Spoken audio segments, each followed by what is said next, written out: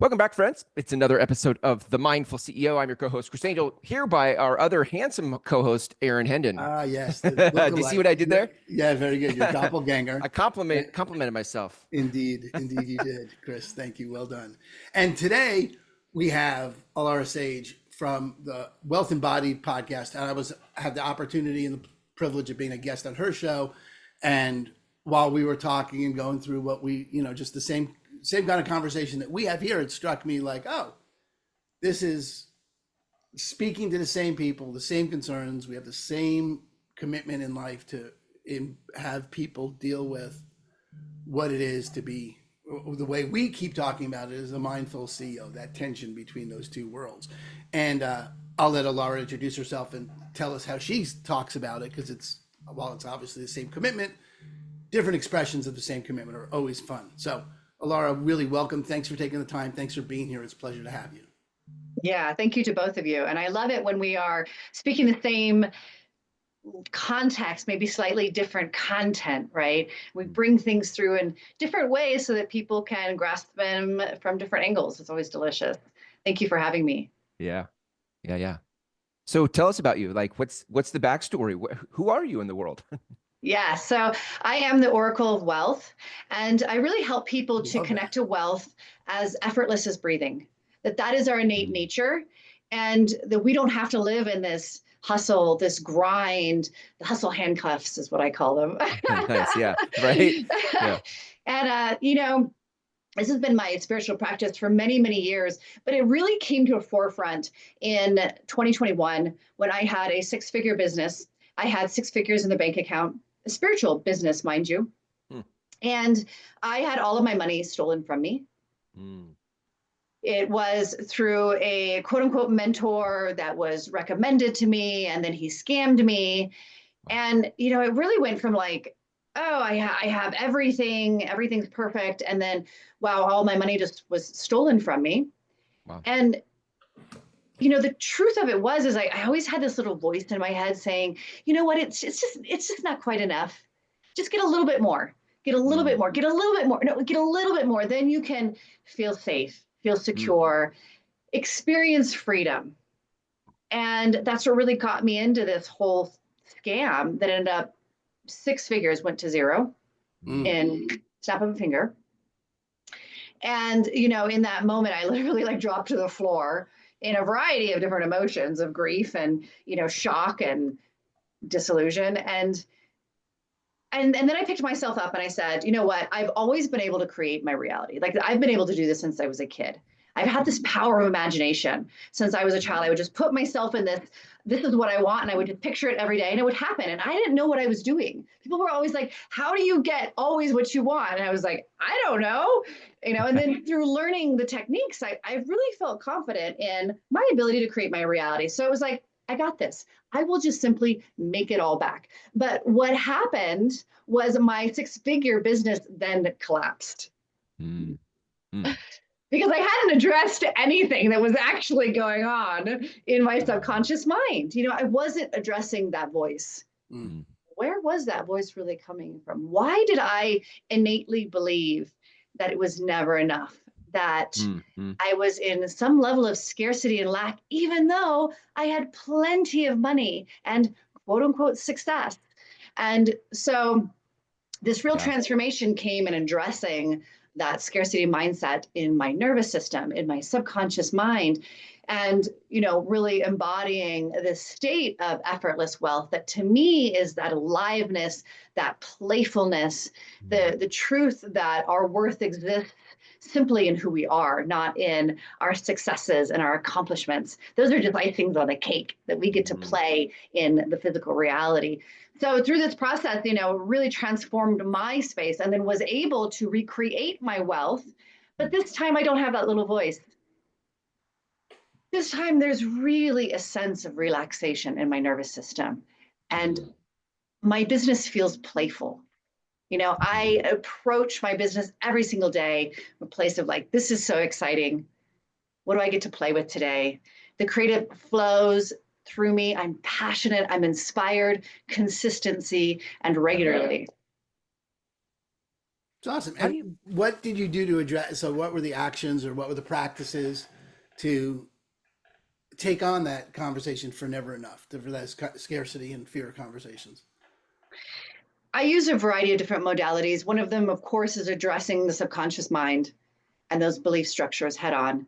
And I do a lot of energetics addressing quantum reality, the parallel lives that I had lived in and experiencing where I was in scarcity, I was in enslavement. And I use a lot of breath work because the thing I love about breath work, I teach both breath work, like actually like, doing the breath really extensively, as well as teaching ourselves how to turn to the breath in any moment throughout the day. Pause, breathe. How does your breath feel? Let your breath carry you through the day rather than breath just being this thing that we sit down and we do the work. But breath work, when we do it properly, it shifts those energies out of your nervous system and your subconscious mind without you even knowing what they are. The amount of times I've got into a breath work, just setting intention, I want to expand my ability to receive, and then finding like, wow, I believe that I'm going to take on more responsibility if I receive more. And just finding those belief structures and just literally moving them through the body with the breath. It's so powerful and transformative. That is cool. I never really associated breath work with that. I've always had this, not, disdain is way too strong and negative of a word, but I'll just go with disdain. Go with disdain. Yeah. For it, like, but when I say that and when I think about that, I also have had that about doing a 10-day silent retreat for years. I was like, there's no fucking way, no way am I going to do that. And I'm doing one on May 8th. I start one on May 8th, a 10-day silent retreat. Wow. So Yay. yeah, but like the that which resist, I always notice that if I ever really do get present to myself resisting something, I know I'm going to wind up doing it. Like there's a speed with which that happens sometimes. Like if I say, well, I'm not doing the dishes, I know that I'm winding up doing the dishes. There's no, the minor things just like, oh, I'm not doing that. Like just this morning, I was like, my wife's coming home from this trip and I was like, I'm just not going to vacuum the floor. And of course, from 9 to 9:30, I'm vacuuming, I'm sweeping, I'm doing, after I get out the, I'm not going to, it's like, okay, now I get to. So I have a new possibility around breath work out of what you just shared. So that's sort of interesting, sort of exciting to me. I love that you brought up disdain because I absolutely was in the same space. I didn't enjoy it. It felt very forceful to me and just kind of, work, right? For one, breath work. And really, really uncomfortable. When I first started doing it, I would get really dizzy and lightheaded. And I even have a client recently who started working with me, same exact thing, and the interesting thing is once you start doing it, it's not meant to be done every day, but when you start doing it semi-regularly, it's amazing how your body starts to like almost have that craving for it. Like, oh, okay, here we go, and there's this excitement that starts to build. But absolutely, initially you're like, F this, right? It's funny because I just had I do a 9-week mindfulness meditation training, and a woman joined, loved it, great. She said, for like the first 7 weeks she was great, and then she missed 2 weeks, and now she can't get back into it, which is, that's as familiar as anything, right? That's going to the gym is just like that. If you don't do it regularly, it's way harder to get started again after you stop than it is, anything. Just going is the practice. And I got to thinking about what is it to get over that hump, because I now go to the gym regularly, and even if I miss, like last week, I was sick and didn't go for 7 days, and it just isn't as hard to get back into it as it used to be. And I don't dread getting up at 5 a.m. the way I used to go. And, like there's aspects of it that like, just like that mindfulness retreat. It's like, there's aspects of it now that I'm looking forward to it. And, but I'm interested in what that is, right? In a world, Alara, that's expansive and allowing and graceful and, where you're not forcing anything, you're letting go of in order to, and you're just going with the flow, that world that you and I and Chris and I are creating, there's a tension of getting over the hump, of forcing yourself to do something for long enough till it becomes a habit. I'm just interested. That's a tension that I haven't really explored very much. Anything, Chris or Alara, you have to say about that? Anything, thoughts about that? I'm interested in what Alara has to say about that. Yeah. Yeah, it's interesting because I've been having a conversation about this because I feel like it's decision. It's the act of making the decision, right? Like that decision has to be stronger than the discomfort. Like I'm going to do this. And Yeah, then and there's a devotional piece to that, right? Like I'm going to do this and that's it. Like there is no other alternative. Where sometimes we're like, well, I'll give it a try. right. Or I'll set a goal for myself and see how it goes. Like that's not decision. That's good. That's Aaron. That's that in order to, like, I'm going to go work at, like, I'll just personal example. Once I decide, Alara, to be on my meal plan, I have a meal plan that works great for my body. Like my body responds perfectly and I know how to do it. I've done it long enough to, but I stopped giving a shit a couple months ago. And now, Aaron, to your point, like it's harder for me to get back to like, like to make that decision, to decide, because in the back of my head, there's an in order to, like, oh, I'll go fine. I'm going to do it because it's almost summer. Like, let's look good naked, like, the in order to of eating versus that's a really interesting thought. The devotion to what? To my body, the devotion to the practice, the devotion to it puts me in a different space energetically to think about the devotion of it versus the in order to of it. Right. I really like that word devotion. We talked about that before, but I never had that word. I got that word from ChatGPT when I was having a conversation with ChatGPT about this. And that's the word that ChatGPT, and I was like, fuck, that is a really good word. So let's just go back to decide, right? Because I've always had, and Chris and I come from a school of thought where, there's decision versus choice. That a decision, and the word decide is an interesting word, and it may be perfect for this conversation, right? Exactly for how you're using it, because genocide, homicide, any of that is the same root as decide. It's to murder the alternatives. It's to kill off the alternatives. And on one hand, if you are deciding, you are killing off the alternative. This is it.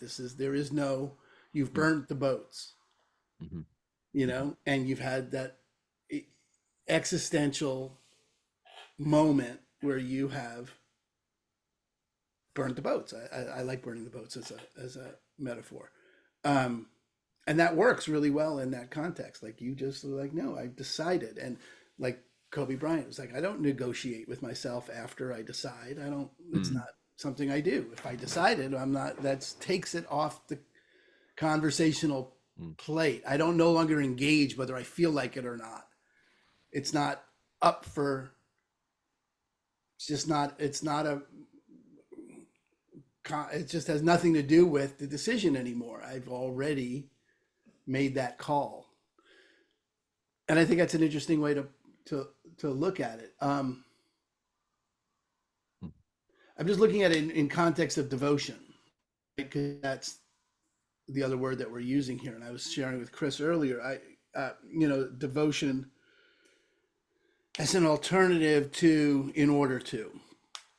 Devotion as a place to stand, like you're devoted to some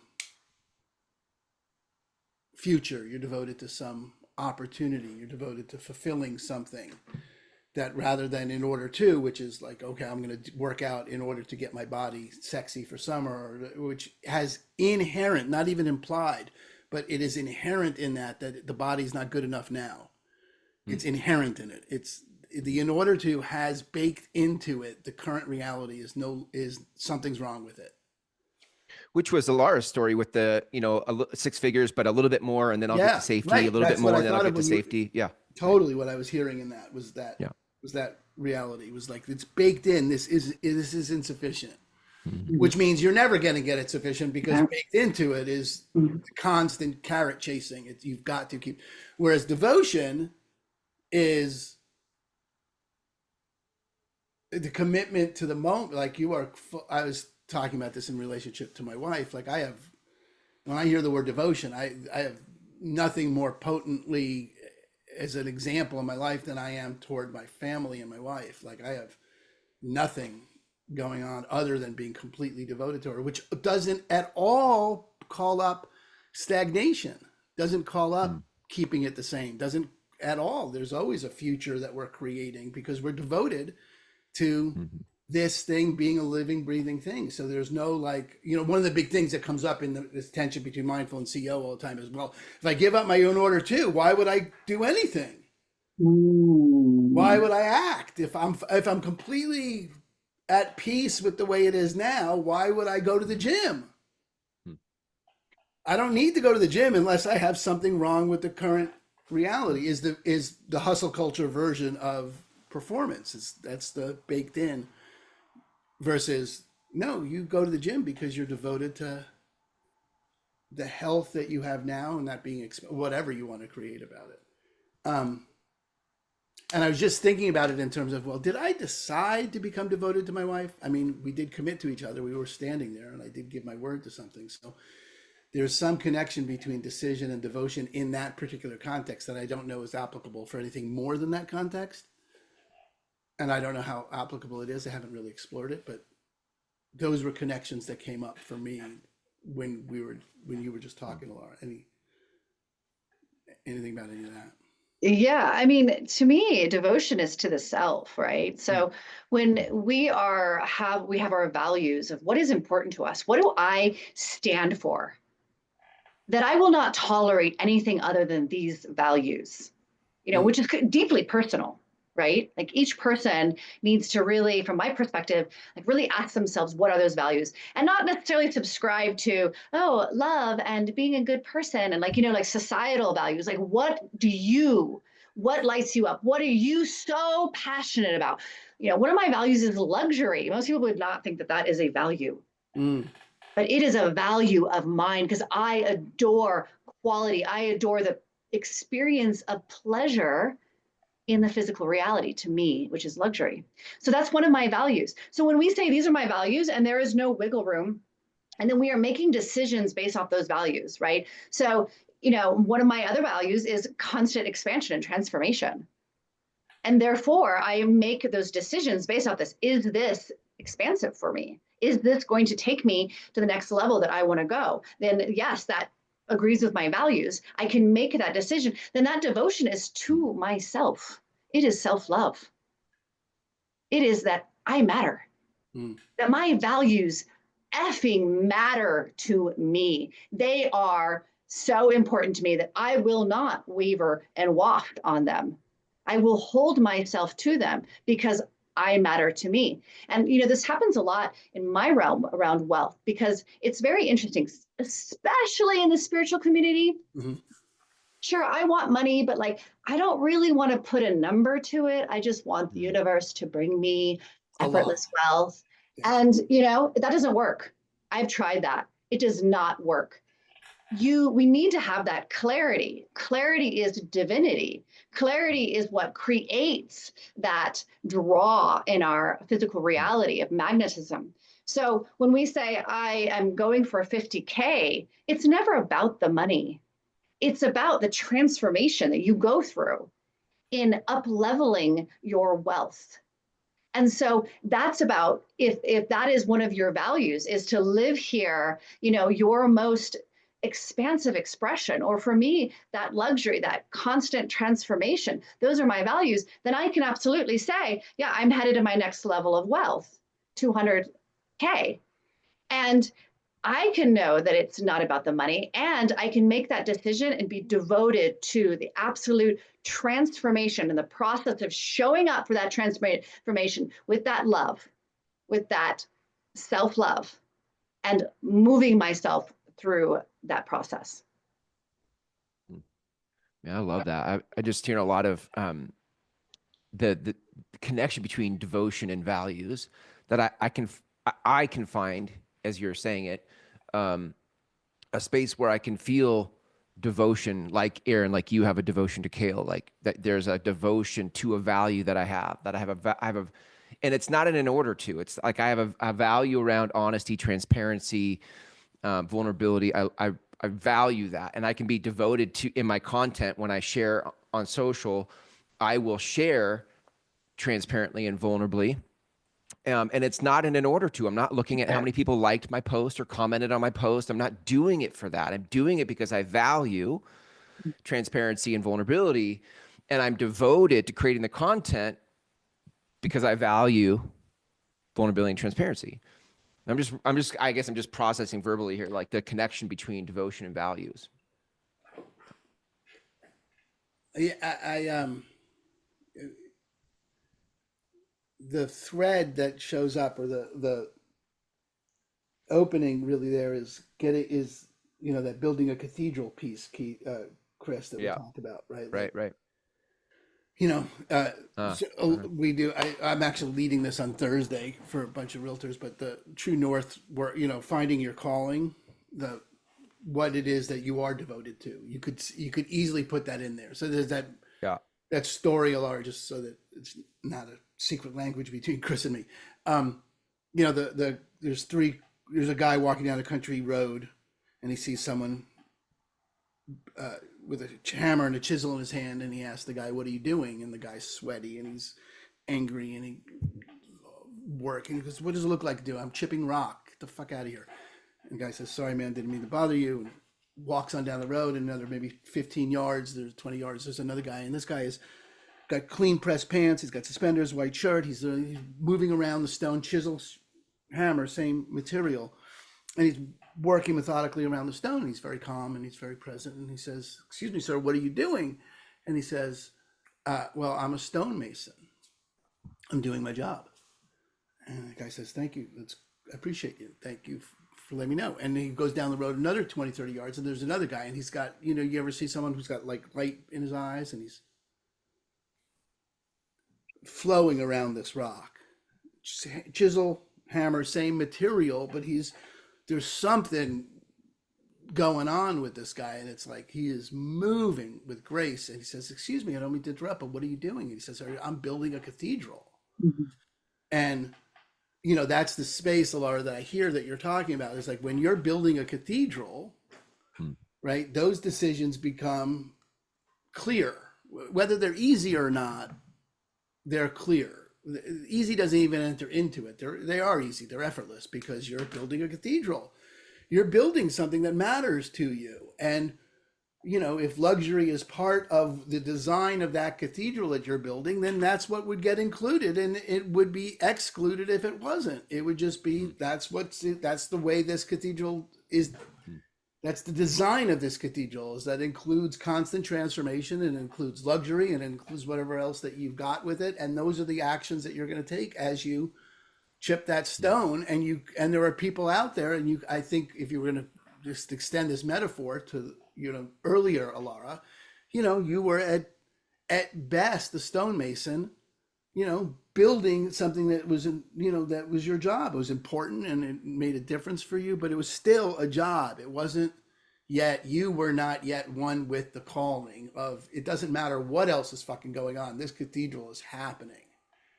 And that's the kind of devotion that we're talking about. That's a devotion to the calling, not even to the self so much as it's the self as calling. It really is. There's no self without the calling in that world. And that's what I hear in how you're distinguishing that. And I think that's then the other thing was about the money. The other thing that struck me that we don't talk about at all on the show that is really interesting is, the amount of money. And you hear in our circles, I'm including you in that, or this vaguely woo-woo abundance, scarcity, let's create the future circles of, it's not about the money. And you hear that bandied about, and it's sometimes hard to get. I have no doubt the person that scammed you out of the money said it's not about the money. So there's a lot of scam in that space of, it's not about the money, but it's about the money. But give me all your money. And then you'll discover it's not about the money, which, okay, you did on one hand. But there's that world of, I could hear it. I like fucking building out metaphors that work, but like inside building that cathedral, there is a particular height of the steeple, and there's a particular box there's sizes of each stone, and there's a design to it, and it's fucking impeccable. There's no like, well, we'll just see. We're just going to chip stone, and the cathedral's going to be gorgeous. That's not how fucking cathedrals get built. No. They get built by a plan, and they get built by design, and they get built by millimeters, and you see those stones and they fit together perfectly because someone fucking measured it, and they were careful about it, and they were intentional about it, and it wasn't about the size of the stone. No one cared if it was 10. It was that it had to fit together was the important part. I think that's a really good use of that metaphor. Absolutely. Yeah, and I haven't done that. That's good. It opened up a whole gap for me, Alara. I was like, oh, I have not done that with, the mindfulness work or any of that other the various different expressions. I mean, I do it in my real estate, but I don't do it in any of the other domains. And it showed up like an opportunity. Like, oh yeah, and I resisted in the same kind of way that I suspect you resisted it in the past. Like, do I really want to? It's so crass. Yes. Mm-hmm. But it's not. Yes. You're just not building a cathedral if you don't know how big the stones need to be. Yes. And that's been one of my biggest journeys with all of this is when you make it not about the money, you make it about the money. I always say it's not about the money, and it's absolutely about the money, because paradox is where God is revealed, in my perspective. And you are so tapped into our pre-show conversation. Chris and I spent a half hour before we were just talking about paradox. That's hilarious. I love paradox. Yes. So it's all about the money. And then, of course, it has nothing to do with money. But when we resist it and say it's not about the money, and we try to make it about something else, right? Of course, that's going to persist. But before, when I had the 6-figure business, I was trying very hard to make it not about the money because, well, money isn't spiritual, right?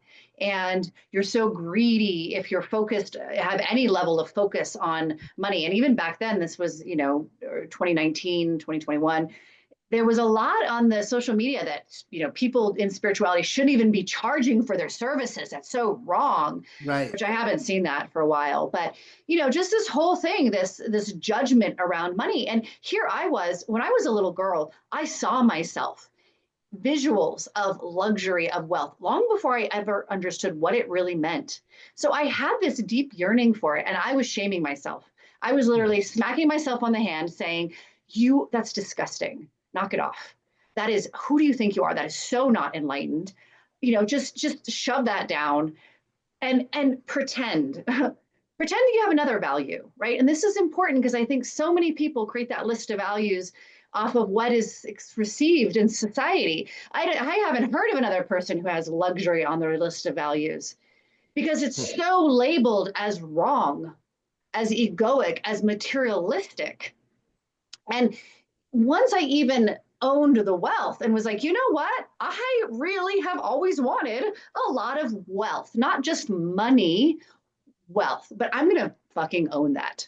Right? I'm going to own that has been a desire for me, and I'm going to create that, and that was in that whole process of scarcity. So I was actually in wealth and pushing it away before, and then actually learning to be like, I'm safe. I'm safe to say that. I'm safe to feel that. I'm safe to own that desire and then create from that space. And then the next level was the luxury, and yeah, I do want to live high luxury. Because to me, there's a sensualness in that. The physical reality grants us our senses. And when you are tasting really high quality food, that this amazing chef or yourself or a loved one created with love, there's this whole like orgasm that happens in your mouth, right? It's a thing with like textures, right? Like my couch is velvety and you're just touching it. You're just like, like that just feels so good.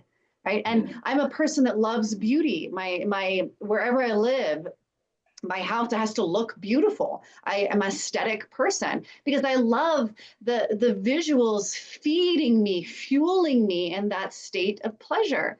So as I started to own that more and more and recognize there's absolutely nothing wrong with that, Yeah. And I get to determine how I create that. Like, yes, one of my values is luxury, but also in that value is I am always here to serve the higher good of all. I am always here to be of service. I am here in a space of transparency and authenticity. And so all of our values together are kind of like the pillars of that cathedral, right? And so they make up the whole picture. But I think it's so important because so often we create a list of values that do they really light you on fire? And do they maybe simultaneously scare the shit out of you, right? Because you're like, whoa, that's a big identity. Yeah.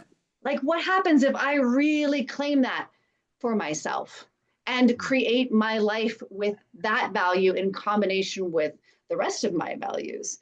And when I bring people to that space, I always first just let them write out their values, and it's just pretty much the common values that everybody has. And there's no light up in their energetic field. I can feel people light up. None. They say it off. It's just like, this is what I'm supposed to say. This makes me a good person. This is how I should act. Like, no. Start over again. And then we come back and now they're lit, right? They're lit with this like, but can I? Like, this is really who I feel like I want to be, but I don't know. Can I? Like, is that really okay? And I tell them, yes, it is. And that's how they create wealth. There's the in order to get the thing I want, for example, I'm going to do a bunch of stuff and hustle in business so that I can get the luxury and get the wealth. And there's an in order to. There's an opposite in order to, which is, especially if you put a spiritual entrepreneur in the context, you say, well, I don't want the money in order to not look like I'm being materialistic or greedy. Like sometimes we'll keep things that we would have a devotion to. We feel like to feel the luxury, to feel the wealth, to feel the abundance feels so good.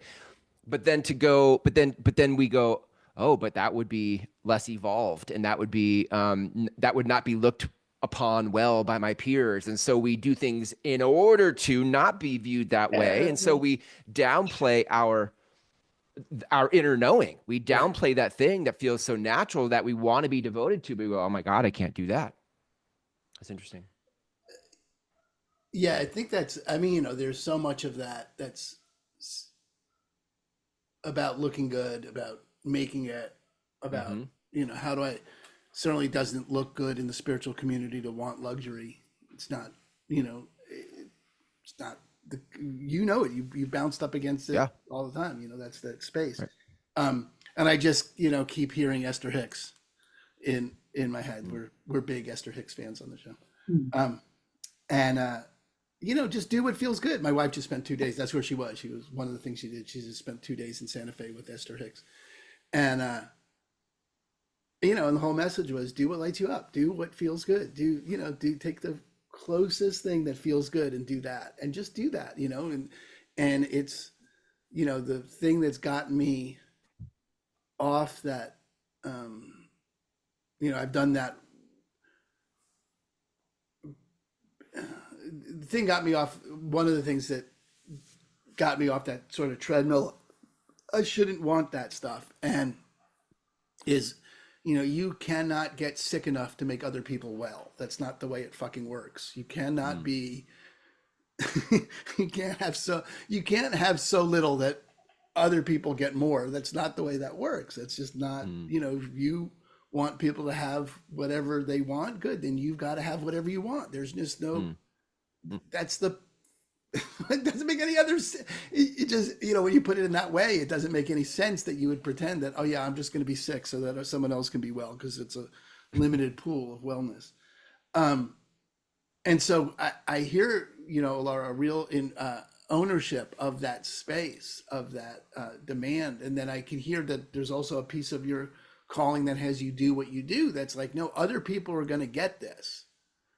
It's not okay that other people don't know this. It's not, it's not okay, but that's part of the calling, is that other people get to access that themselves. And it's just really inspiring. I love it. It's really has left me with, okay, really, I could put numbers to this. That's good. Yeah.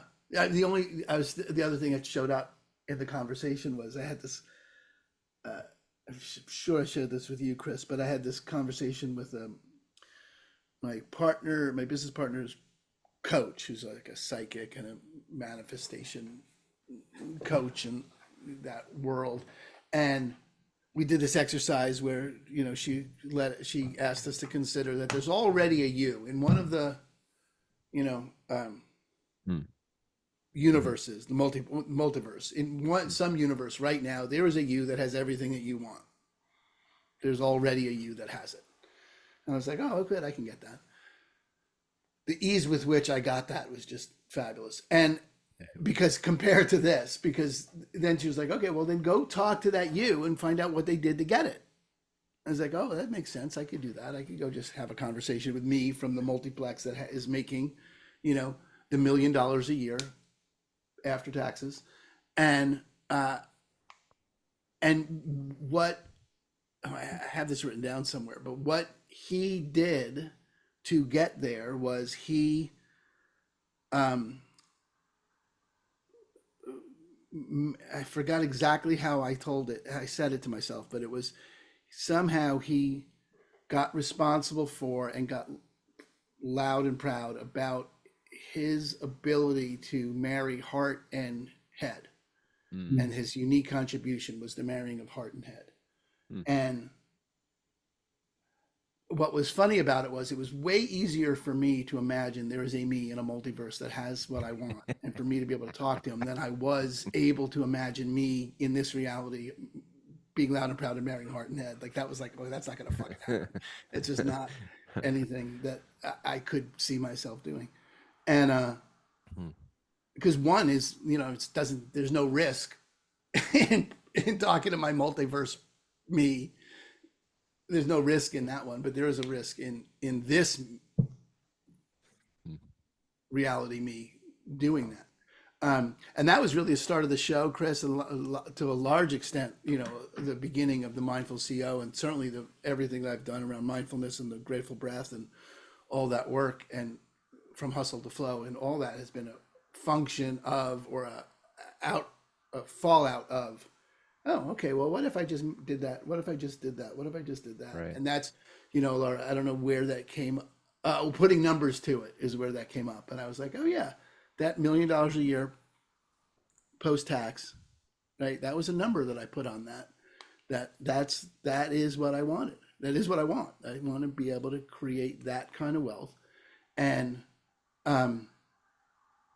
And then I like that exercise of you know, well, how would I get there in a way that matches my values? And there's already a me doing that. I was like, all right, well, fuck yeah, I could do that. So I feel like maybe, Alara, this is a place for you to wind us down, because I feel like this is, I'm guessing, so you correct me if I'm wrong, but the whole thought of wealth embodied is sort of what Aaron's talking about. Like there is this, you don't have to go to another version of you in a multiverse to get it. You just have to bring it into this moment, into your body in this moment, and embody it. But maybe you can kind of speak a little bit to your work that way, and then we'll wrap it. Yeah, absolutely. Thank you, Chris. Yes, because I also work with quantum mechanics and, you know, quote unquote manifestation. But to me, it's here now. So when I am working with the 200K a month, when I'm working with the high luxury, I am putting myself into an imaginative state that creates feeling, like to feel it in the body. What does it feel like to be in that state of luxury? What does it feel like to be making 200K a month? What does it feel like to be that millionaire a year? And your body will light up with all of these sensations of what you actually are working to achieve, right? The freedom, the spaciousness, the flow, the love, the joy. That's what we're actually working to transform ourselves with.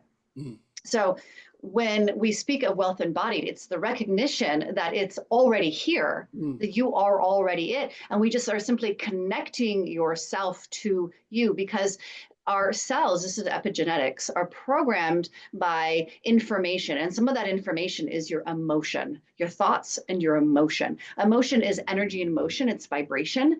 So we can really light ourselves up in the, what I call the desired vibratory state of who we're seeking to become through our emotion, and really, you know, cultivating that. That's in the body, not just the mind, right? Because our body is what's here in the present moment. There's so much work about mindfulness, which is super important. And I definitely do mindfulness, but the body is in the present moment. We hear, be here now, right? Experience fully, like do what lights you up. Those are all conversations of the body. You cannot experience what lights you up if you're not even in your body. So we do the work that is here in the body, activate that version of yourself here now, do it throughout the day. Then what happens, and this is the most jaw-dropping, profound aspect of this work, is all of the information will come to you. Yeah. You will have inspiration. Oh my God, I need to go do this thing. Or you will have somebody say something to you. Well, I was doing this thing, and it's just like, oh my God, that was just a communication through the universe. All of the how shows up. You don't have to figure it out. Your job is to be in that energy in your body and allow that, as we already know, the law of attraction. We know how that creates our physical reality. Allow that to take place. That is that space of effortless wealth. Now, where you are just breathing with the universe, you are in relationship, you are in an exchange. And you are in an exchange from the version of you that you are desiring to be, already here in the now. Love it. All those notes. I love it. Mic drop. Yeah, mic drop. It's great. Mic drop. It's great. It ties in all the stuff. I love it, Alara. I just love it. I love it. It ties in everything, right? Because Chris, what was the last meditation that we were doing? Body scan, man. We were just starting with body scans this week, and then this week we do loving kindness, starting with yourself, being kind. Wow. It's like, it's perfect. It's so resonant, Alara. I was like, this is just the best conversation. So appreciate you and the work you do, and that you gave us this gift. I really do. Just thank you so much. Yeah, if people want to learn more about you. Yeah, there you go. If people want to get a hold of you, they go to alarasage.com. And on there, there's a couple of free resources. I also, of course, have my podcast, Wealth Embodied.